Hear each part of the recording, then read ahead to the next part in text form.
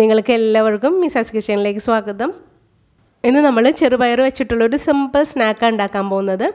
വളരെ പെട്ടെന്ന് തന്നെ തയ്യാറാക്കാം. 10 മിനിറ്റ് പോലും വേണ്ട നമുക്ക് തയ്യാറാക്കാനായിട്ട്. പിന്നെ വളരെ കുറച്ച് ഓയിൽ മാത്രം നമുക്കിത് ഉണ്ടാക്കാനായിട്ട് ആവശ്യം വരുന്നുള്ളൂ.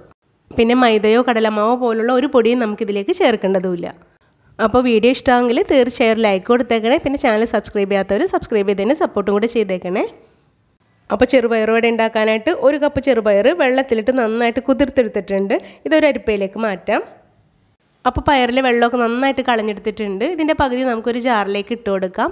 1 കപ്പ് പയർ എന്ന് പറയുമ്പോൾ കുറച്ച് അധികം ഉണ്ട്. ഒരുമിച്ച് ഇതിനകത്തിട്ടൊന്ന് ചതക്കാൻ പറ്റില്ല. അതാണ് പകുതി നമ്മൾ ഇട്ട് കൊടുത്തത്. തേങ്ങ അരക്കുന്ന അല്പം വലിയ മിക്സിയുടെ ജാറാണ് എടുത്തിരിക്കുന്നത്. ഇനി ഇതിലേക്ക് ഒരു മീഡിയം സൈസ് സവാള ഒരു 5-6 കഷ്ണങ്ങളായിട്ട് കട്ട് ചെയ്തെടുത്താണ് അത് ഇട്ട് കൊടുത്തിട്ടുണ്ട്. ഒരു ചെറിയ കഷ്ണം ഇഞ്ചി ചെറുതായിട്ടൊന്ന് നുറുക്കിയതാണ് അത് ഇട്ട് കൊടുത്തിട്ടുണ്ട്. ഇനി എരിവിന് ആവശ്യമായ പച്ചമുളകും ഒന്ന് കട്ട് ചെയ്തിട്ട് കൊടുക്കാം.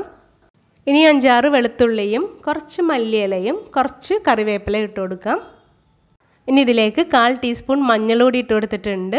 1/2 ടീസ്പൂൺ ഗരം മസാലപ്പൊടിയും ആവശ്യത്തിന് ഉപ്പും ഇട്ട് എല്ലാം കൂടി ഒന്ന് ക്രഷ് ചെയ്തെടുക്കാം. ഒരുപാട് അങ്ങോട്ട് അരഞ്ഞു പോകണ്ട, ഒന്ന് ചതച്ചെടുത്താൽ മതി. അപ്പോൾ ചതച്ചെടുത്ത ചെറുപയർ ഒരു ബൗളിലേക്ക് മാറ്റിയിട്ടുണ്ട്.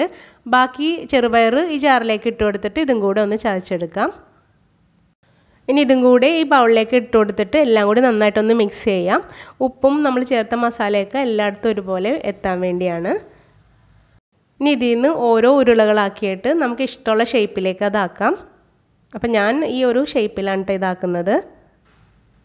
ഷേപ്പ് ചെയ്തതിന് ശേഷം 2 സൈഡിലും കുറച്ച് ക്രഷ്ഡ് ചില്ലി ഇതുപോലെ ഒന്ന് തൂക്കി കൊടുക്കുന്നുണ്ട്.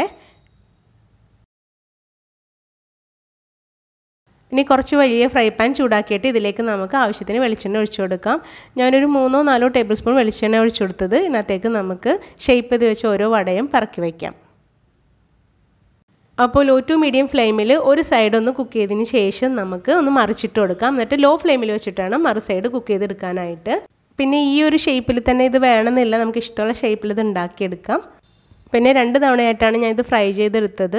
ഈ ഒരു വലിപ്പമുള്ള ഒരു 10-16 വട നമുക്ക് 1 കപ്പ് ചെറുപയർ കൊണ്ട് ഉണ്ടാക്കാൻ പറ്റി.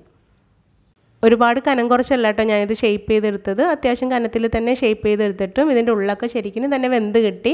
ഞാൻ നേരത്തെ പറഞ്ഞ പോലെ ഹൈ ഫ്ലെയിമിൽ വേവിക്കാതെ ലോ ടു മീഡിയം ഫ്ലെയിമിൽ വെച്ചിട്ട് പിന്നെ ലോ ഫ്ലെയിമിലേക്ക് മാറ്റാൻ പ്രത്യേകം ശ്രദ്ധിക്കണം. അപ്പോൾ തീർച്ചയായും നിങ്ങളെല്ലാവരും ഇതുപോലെ ഒന്ന് ട്രൈ ചെയ്ത് നോക്കിയിട്ട് നിങ്ങളുടെ അഭിപ്രായങ്ങളും നിർദ്ദേശങ്ങളും തീർച്ചയായും കമൻറ്റ് ബോക്സിൽ അറിയിക്കണം. ഈ വീഡിയോ നിങ്ങളുടെ ഫ്രണ്ട്സ് ആൻഡ് ഫാമിലിക്കൊന്ന് ഷെയറും കൂടെ ചെയ്തേക്കണേ. താങ്ക്